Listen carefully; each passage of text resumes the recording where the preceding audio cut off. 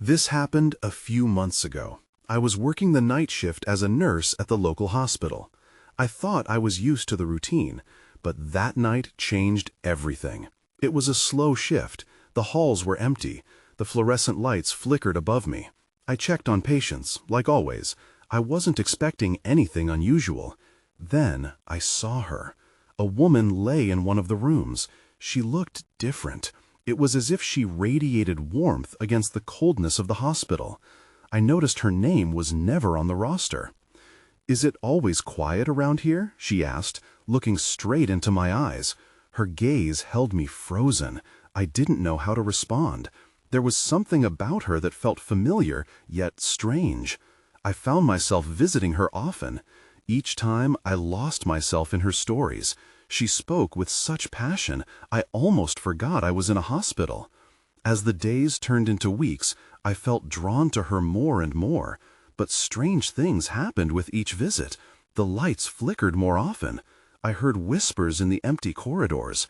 I dismissed it at first. Surely it was just my tired mind playing tricks on me. One night, I finally asked her why she was there. I wanted to know her story, to understand her. Each time I looked at her, I felt like I was floating. There was fear tucked away in my mind, but I couldn't resist her charm. "Why don't you come with me?" I asked, my voice slightly shaking. I could feel my heart racing.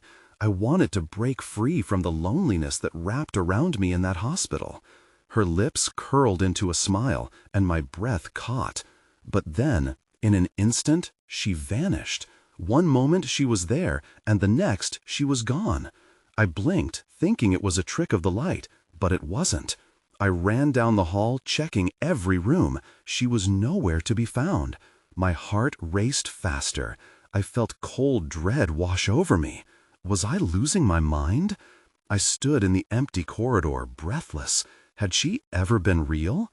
I turned to face the empty hallway, questioning everything. I wanted to scream, but couldn't find my voice. Then I heard it. A soft whisper carried through the darkness. "Why don't you come find me?" It sent chills through me. I wasn't sure if I should follow the voice or run away. I felt like something was watching me, some presence lingering in the air. Days passed after that night, but I couldn't forget her. The whispers never stopped. I returned to the hallway each night, hoping to find her again. Each visit felt like stepping into a dream, but the hospital felt emptier than ever, and I never saw her again. I often find myself wondering who she was and if I'll ever discover the truth behind it all. But every time I turn a corner, the echo of her voice keeps pulling me deeper into the shadows. The whispers followed me even outside the hospital. I tried to forget, focusing on my shifts and the patients who needed me. But every time I glanced at the clock, I felt that familiar tug in my chest. I missed her. I missed the comfort of her presence. The longing grew unbearable. One night, something shifted. After my shift, I decided to take a different route home. The streets were dark, shadows creeping in from the corners. I felt uneasy, but compelled. It was as if the air around me thickened with anticipation. I reached the outskirts of town when I caught a glimpse of something out of the corner of my eye. It was a reflection, almost like a spark of light, coming from an old, abandoned building. I hesitated. My heart raced. I had heard stories about that place, a long-forgotten hospital. They said it was haunted, but I felt drawn to it, compelled by a sense of urgency. I stepped inside. The air was musty, and the floor creaked under my weight. The remnants of old hospital equipment lay scattered, covered in dust. But then I saw it, the remnants of a room that looked familiar. A faded bed stood in the middle, the sheets yellowed with age. I remembered seeing something similar in my own hospital. That's when I heard her voice again, soft and inviting. "Why don't you come find me?" The sound resonated through the stillness, pulling me deeper into the darkness. I felt a shiver run down my spine. Was she here? I ventured cautiously into the room, my heart pounding loudly in my ears. As I stepped inside, I noticed a small object half buried in the dust. I knelt down to pick it up, and my breath caught.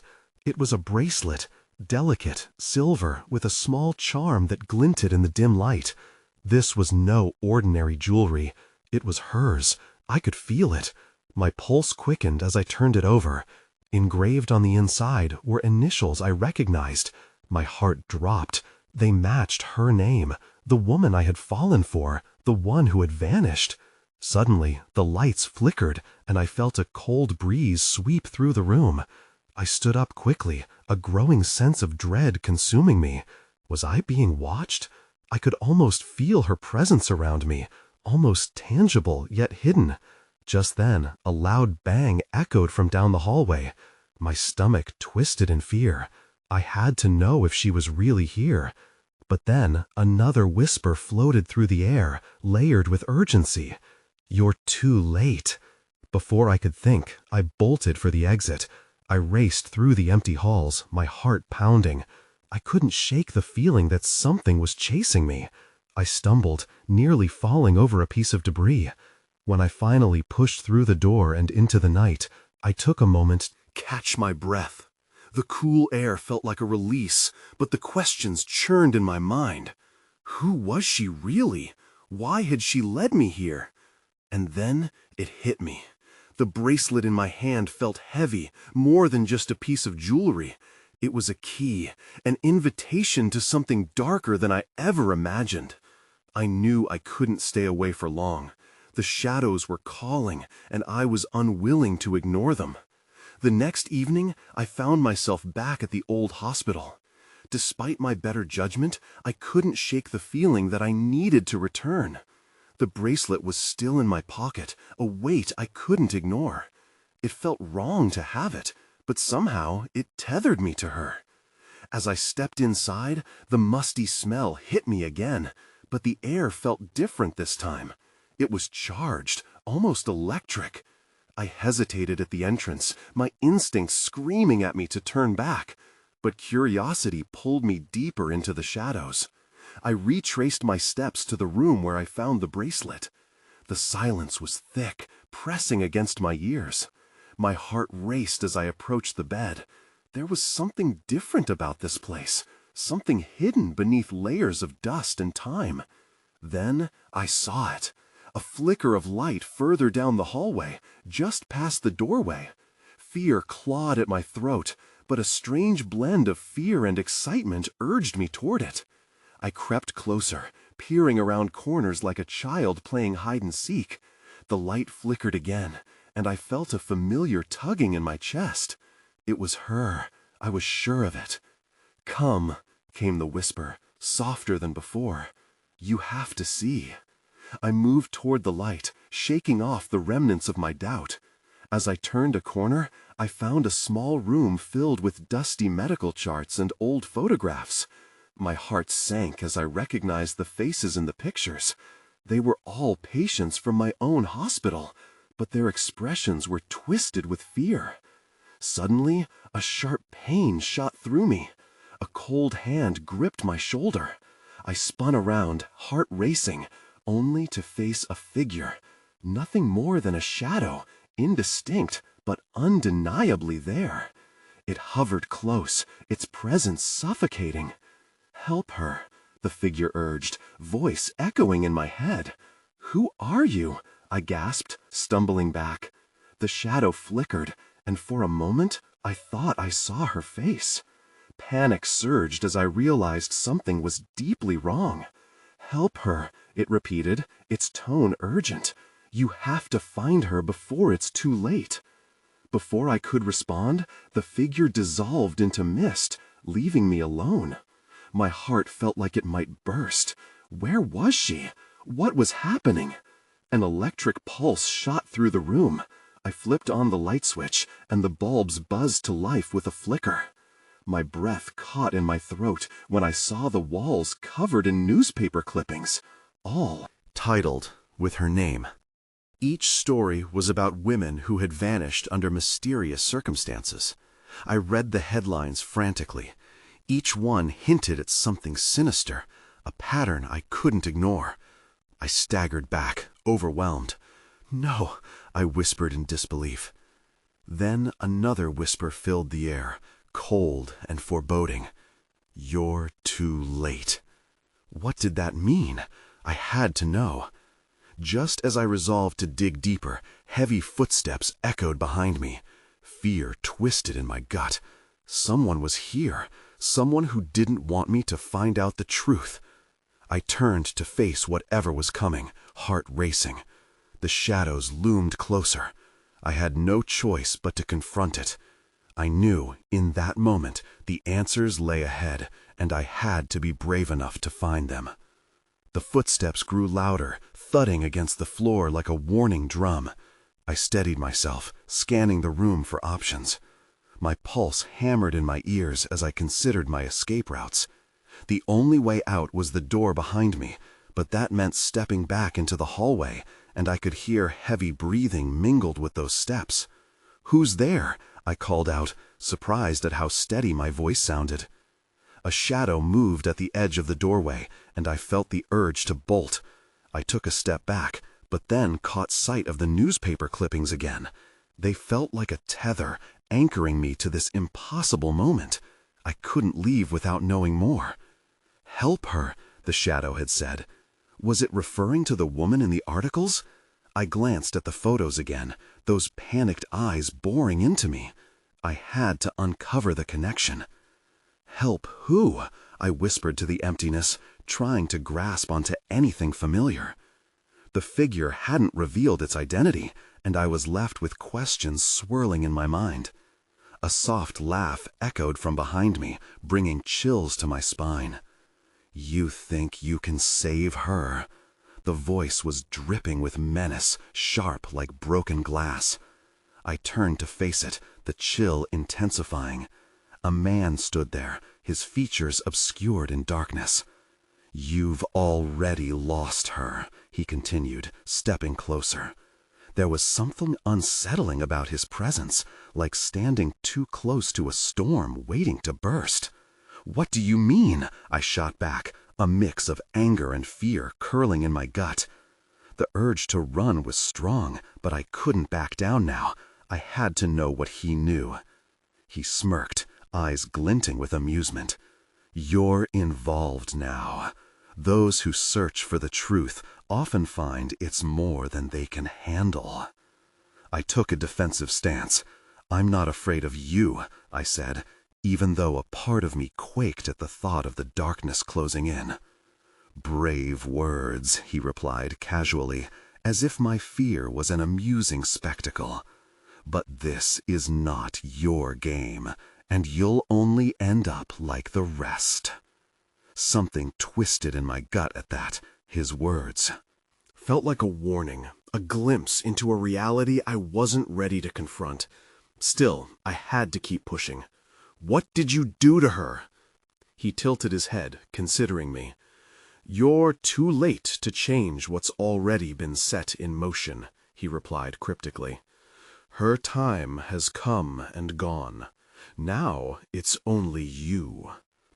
With that, he stepped backward into the shadows, laugh fading into silence. For a moment, I stood frozen, digesting the weight of his words and the fear wrapping around me like a suffocating blanket. But then, the room felt alive again, the pulse of energy thrumming through the air. I sensed a shift, an urgency building in my chest. I had to act fast. I darted toward the nearest newspapers, flipping them frantically. I noticed a name beneath the headlines. Dr. Ashford, someone who might know more. That's when I saw it. A date, one that matched the last disappearance in the article, and a name I recognized. I needed to find Dr. Ashford. If he had answers, I had to convince him to talk to me. Suddenly, the lights flickered threateningly, then went out, leaving me in darkness. Panic surged within me as everything went silent. My instincts screamed at me. Something was coming for me, and this time I might not be ready. I stumbled, disoriented in the darkness. My heart raced as I strained to hear any sound, any movement. Was the man still here? Was he waiting for me to make a move? I felt my way along the wall, searching for the light switch. A cold draft brushed against my skin, a reminder that I was not alone. I held my breath, waiting, praying I would hear something, anything to ground me.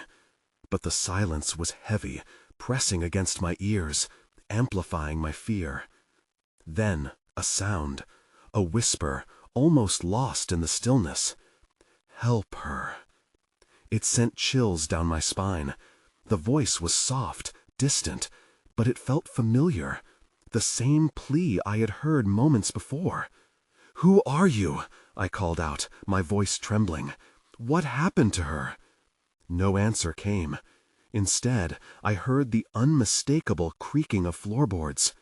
They creaked slowly, methodically, and it was enough to send my mind racing. Suddenly, the urge to escape surged anew. I pressed forward, desperate to find the door. Just as I reached for the knob, a flicker of light caught my eye. I turned toward it, and my breath caught in my throat. A figure stood at the far side of the room, where the newspaper clippings were, the soft glow from a small flashlight silhouetting her form. "Who are you?" I demanded, the fear in my voice cutting through the darkness. The woman stepped into the light, and recognition washed over me. It was her, the woman from the articles. Her face was pale, eyes wide with urgency. But she was not the ghostly figure I had imagined.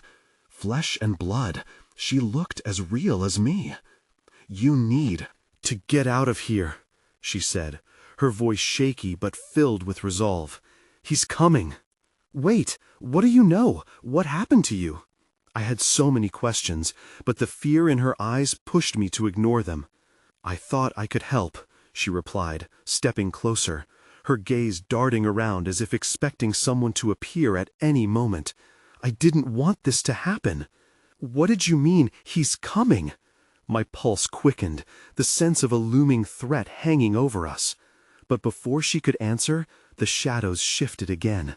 Something moved behind her, a dark figure slipping silently through the doorway. I froze, my blood running cold. "He's here," she whispered, panic lacing her voice. I couldn't think. I grabbed her arm, pulling her toward the door I hoped would lead us to safety. But as we approached, a deafening crash erupted from behind, shaking the walls. The figure stepped fully into view, and I felt my heart drop at the sight of the man. "Running away, are we?" he sneered, eyes filled with malice. I could feel the fear radiating off the woman next to me, her grip tightening on my arm. "Stay back!" I shouted, instinctively stepping in front of her, fingers curling into fists. The man laughed, low and menacing. "You have no idea what's really at stake here." The woman's voice was barely audible. "We have to go now." Just as I started to turn back to the door, an arm shot out, snagging me by the collar. The world went dark again as he yanked me back into his clutches, and the last thing I saw was the woman's terrified expression fading into the shadows. Then everything shifted, and I was falling deeper into the void, along with the weight of a truth I still couldn't grasp. I hit the ground hard, the breath knocked from my lungs. Darkness still surrounded me, but this time I felt something different, a rough texture beneath me and a chill that scraped against my skin. I gasped, struggling to push myself up, my heart racing again. Panic surged. Where was I? I squinted into the darkness, trying to make sense of my surroundings. Slowly, shapes began to form. I was in a narrow alley, littered with trash and the stench of decay. How had I gotten here? The memory of the man's grip and the woman's fear flooded back, forcing me to scramble to my feet. "Hello?" My voice trembled as I called out. There was no response, just the distant sound of footsteps echoing somewhere. My pulse quickened. I didn't want to be alone. I stumbled forward, looking for an exit. Just then, I saw a flicker of light up ahead. It illuminated the end of the alley like a beacon. I rushed toward it, the hope of safety lighting my path. As I approached, the silhouette of a door came into view. and I felt a rush of relief. Reached out for the knob, but it wouldn't budge. "No, no," I muttered, shaking it desperately. My mind raced. I had to get out of here. I stepped back, glancing around for another way. That's when I noticed something glinting near my feet. Curiosity pulled me closer. I bent down and picked it up, an ornate key, cold and heavy in my palm. My breath caught. Could this be the key to my escape? Before I could think too hard, a noise behind me made me jump. The footsteps I had heard earlier were closer now, echoing on the pavement. Whoever was out there was coming for me. I felt a chill roll down my spine.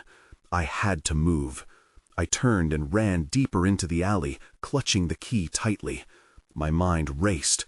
The woman's warning echoed in my head. What had she meant? Suddenly, I stumbled over something in the dark. I fell hard to the ground, scraping my palms. Anger and fear surged. I had to get up. I had to keep going. Pushing myself up again, I saw something across the alley, an old, rusty fire escape. I darted towards it, adrenaline pushing me onward. The rhythmic pounding of footsteps fueled my dread. I made it to the ladder and pulled myself up, climbing as quickly as I could. At the top, I paused to catch my breath, glancing back down. The alley seemed empty, but I could still feel the presence of something lurking. I took a deep breath and moved along the rooftop, scanning for a way down. That's when I spotted it, a window slightly ajar. I rushed to it and pushed it open, wincing as the hinges squeaked loudly. My heart raced with every noise. Peering inside, I noticed the small room was abandoned. Dust covered the surfaces, and the light streamed in, casting shadows around the room. I slipped in cautiously, feeling a sense of unease wash over me. As I searched through the room, I found a notebook on a table. Flipping it open, I saw scrawled notes and drawings. My breath caught. It was filled with references to the woman, the same woman I had seen earlier. I read through the pages, frantic to piece together what was happening. Then I found a name. It sent chills through me. Abigail. That's when I heard the sound behind me again, heavier this time, and realized I was not alone in the room. I spun around, clutching the notebook like a shield. My heart raced as I scanned the room, half expecting someone to pounce from the shadows. The sunlight pouring through the window did little to dispel the cold grip of fear tightening around my chest. "Who's there?" I called out, my voice shaky but loud enough to mask my trembling. Silence lingered like a ghost, pressing close, making my skin crawl. The floor creaked slightly in the corner, and I squinted into the dim light. A figure shifted, moving just beyond the edge of my vision. My breath caught. It was a man, tall and shadowy, leaning against the wall, arms crossed. "Looking for something?" he asked, a smirk playing on his lips. The familiarity of his tone sent chills through me. I had never seen him before, yet something about his presence felt wrong, like a stain on my memories. I tightened my grip on the notebook. "What do you want?" He stepped forward, the sunlight glinting off his sharp features. I felt an unsettling mix of curiosity and fear. "You have something that belongs to me," he said, nodding at the notebook. "And you're not supposed to be here." "What do you know about Abigail?" I blurted out, my mind racing. Maybe he had answers. His smirk faded, replaced by a cold glare. "Abigail is in places you can't even imagine. But you—" He leaned closer, and I recoiled instinctively. "You're part of this now, whether you like it or not." I backed away, feeling trapped in the small room. "What do you mean? I don't want any part of this." He chuckled softly, almost mockingly. "Too late for that. You're already involved." Before I could react, he lunged towards me. In a panic, I turned and bolted for the window.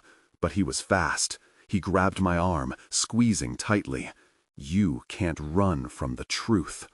Using the weight of my body, I yanked myself free and shoved him, sending him stumbling back. I scrambled back toward the window, but the rush to escape made me careless. I miscalculated my jump and crashed into the frame, pains shooting through my shoulder. "Get back here!" he shouted, fury replacing the smirk on his face. I knew I had only seconds. I threw myself out of the window, landing hard on the narrow ledge. I felt a spiraling panic at the height, but forced myself to move. I could hear him shouting above me, his voice echoing. Just as I made it to the edge of the roof, I glanced back one last time. And that's when I saw it. A flash of movement, something darting behind him. A figure, familiar and haunting. It was her, the woman from before, watching, waiting. Then, just like that, she was gone. I didn't have time to process it. I leapt off the roof, landing on the fire escape just below, pain searing through my legs. I had to find a way out of this nightmare. I had to keep moving. Footsteps echoed from above, and I gritted my teeth, gripping the railing as I climbed down. I couldn't let him catch me. Not now. I had to discover the truth about Abigail before it was too late. As I descended the fire escape, each rung felt like a ticking clock, counting down the moments until he found me. I could still hear his angry shouts, the echo of his voice clawing at the air.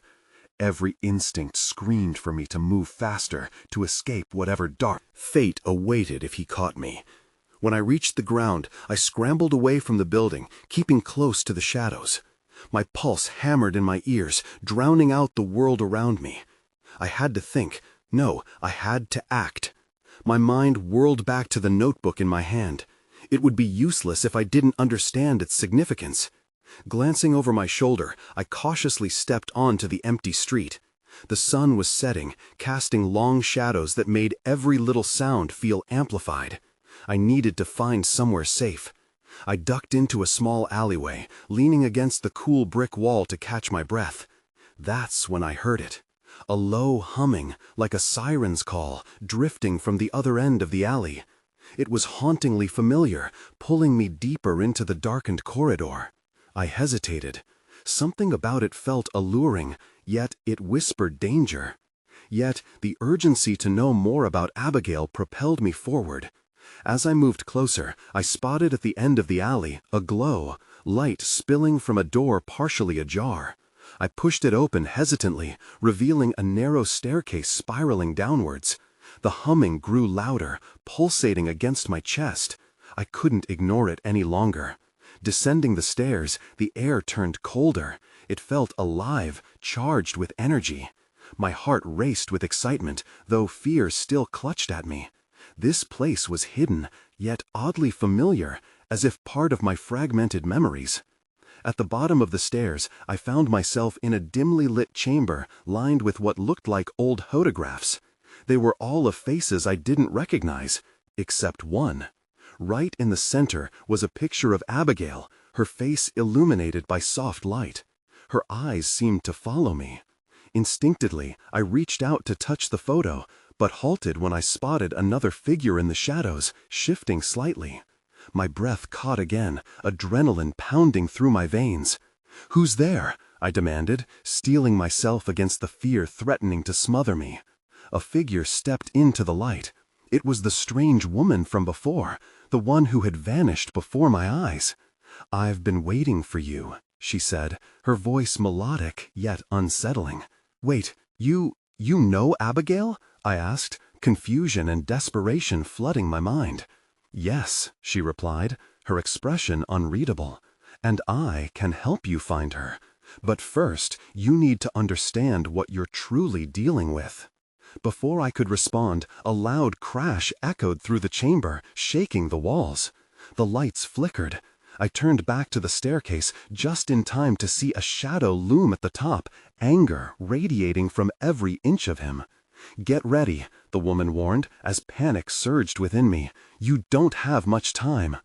As the dark figure raced down the stairs, I felt like the ground was falling away beneath me.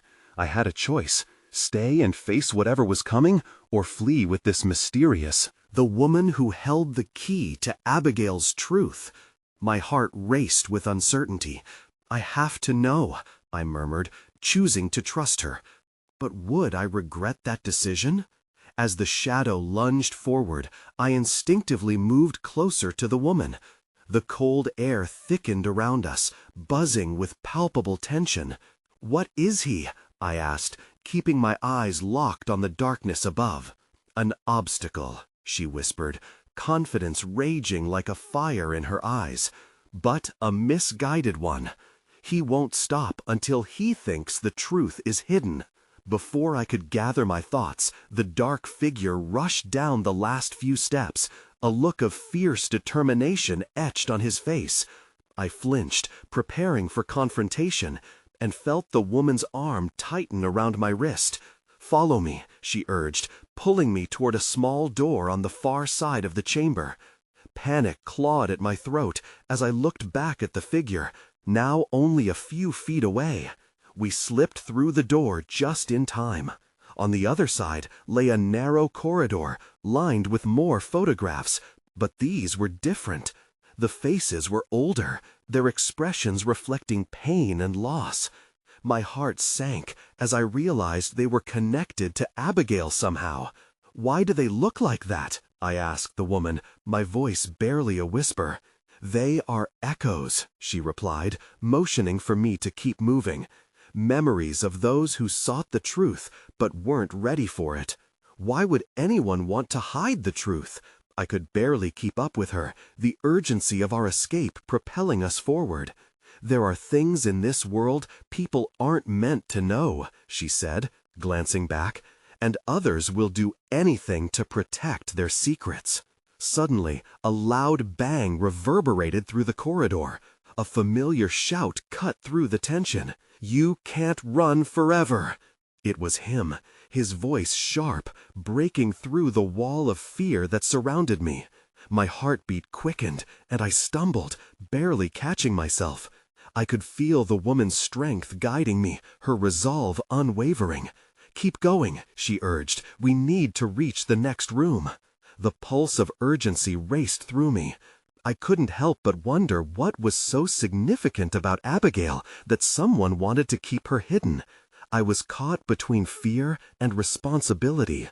Would knowing the truth free me, or leave me trapped in another web of lies? Just ahead, I could see another door with light spilling out from underneath. As we neared it, the air felt different. A heavy charge tingled down my spine. Then it happened. The door swung open before we reached it, revealing a brightly lit chamber filled with strange objects and shimmering artifacts. My eyes widened in awe and confusion. "That's when I saw it," the woman breathed, her expression shifting from urgency to fear. "It's more than I feared. We need to go now." "What is it?" I asked, stepping into the light. But I didn't get an answer. The moment I crossed the threshold, the dark figure charged into our space, rage contorting his face. "You shouldn't have come here," he shouted, his voice bouncing off the walls, drowning out my own thoughts. Before I could react, the woman turned to face me, her eyes fierce. "You have to decide right now. Will you fight or run?"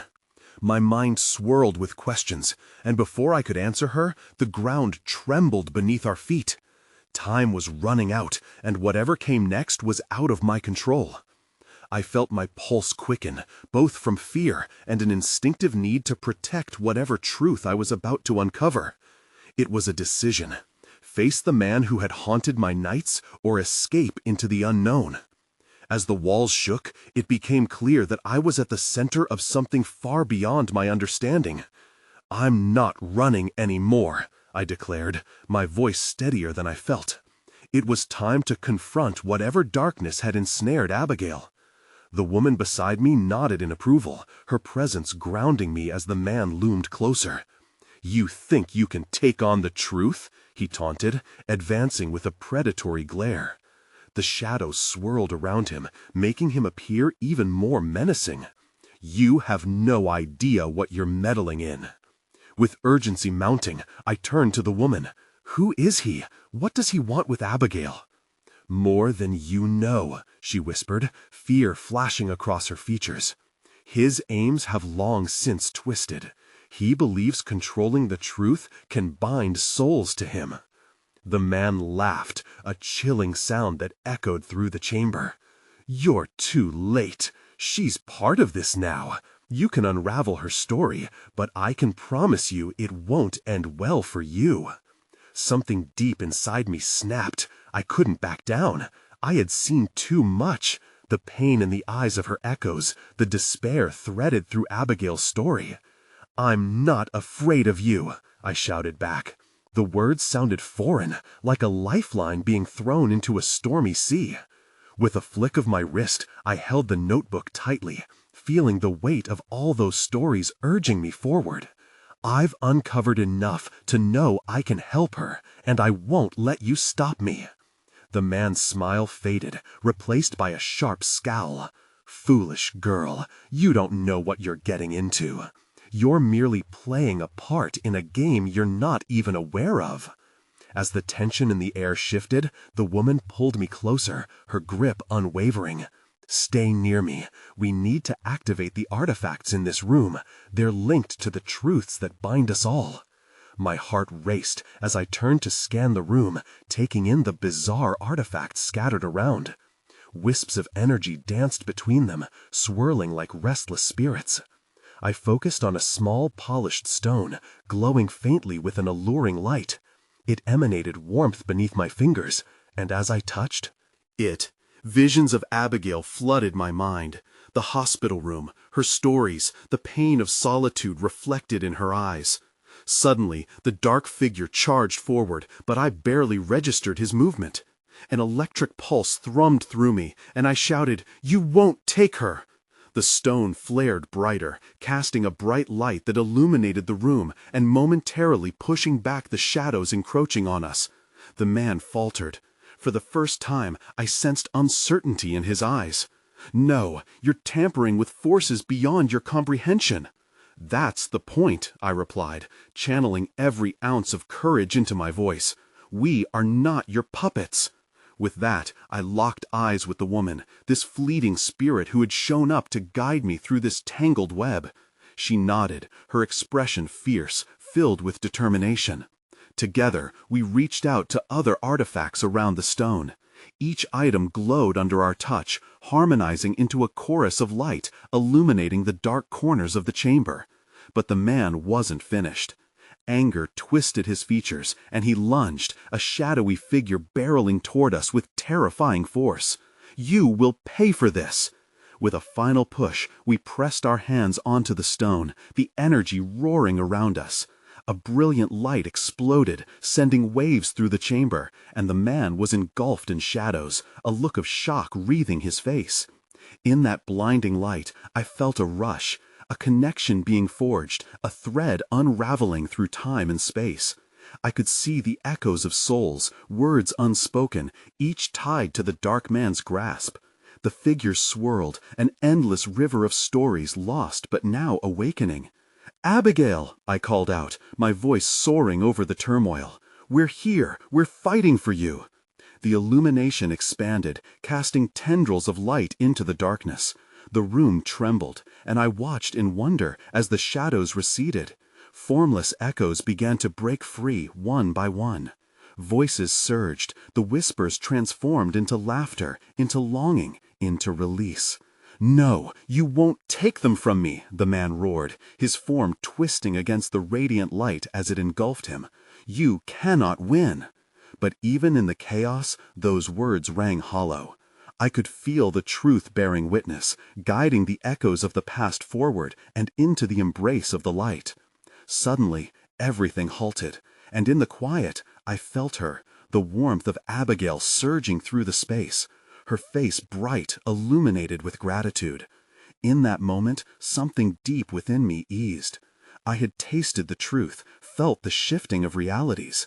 But still, as the light began to retreat, the chamber whispered of unfinished stories. The lingering question remained, was he truly gone? The shadows still held secrets I hadn't uncovered. As the chamber faded into darkness, the last rays of light lingered, weaving a tapestry of memories and threads yet to be unraveled. I moved closer to the edge of the unknown, holding on to the fleeting hope that maybe, just maybe, this wasn't the end.